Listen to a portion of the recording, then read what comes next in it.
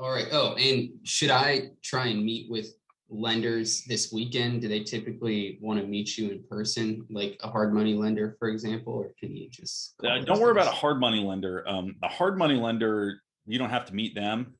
If you want to Okay. meet with local banks, that could make sense.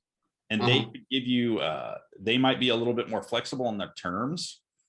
Local banks have some mixed reviews. Some they can be more flexible because a small local banks, and I mentioned this in the material on lending, but smaller local banks, they have more autonomy over their money than say a Chase or a Wells Fargo.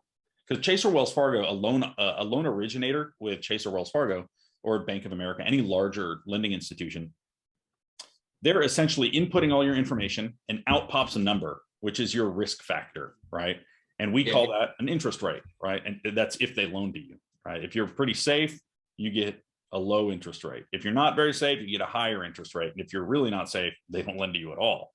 All right. And they're using certain mechanisms to do that, but you're just kind of a number in a machine.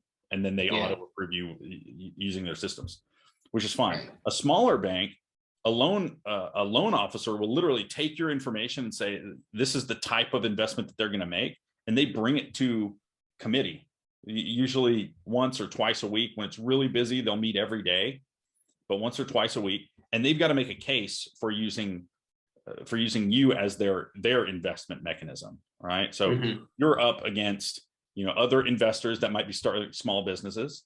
Right. And one of those small businesses could be, opening up a snow cone stand in Ontario, right? And you're competing against them, and they say, well, this doesn't seem like a good idea, all right? Or maybe you're opening up a different business, right? Something that's really booming, and they've got to decide where their money's going and the type of returns they can make. And a lot of those smaller regional banks want the majority of their portfolio actually to be in real estate because it's so consistent. And they can use that essentially as diversification and safety for them to make a few more risky moves. Right. Right. But one of the trade-offs with a local bank is generally it's going to be harder to get longer amortization schedules. So when you take Mm-hmm. that loan and you spread it out over paying over 20 years, you're going to have a higher payment than if you spread it out over 30 years. Right. Over 30 years, you'll pay more interest, but it's an investment property. You don't really care about the interest because that's tax deductible. Right. So you're not really paying for that anyway. You want to focus on cash flow. So I focus on 30-year amortized products.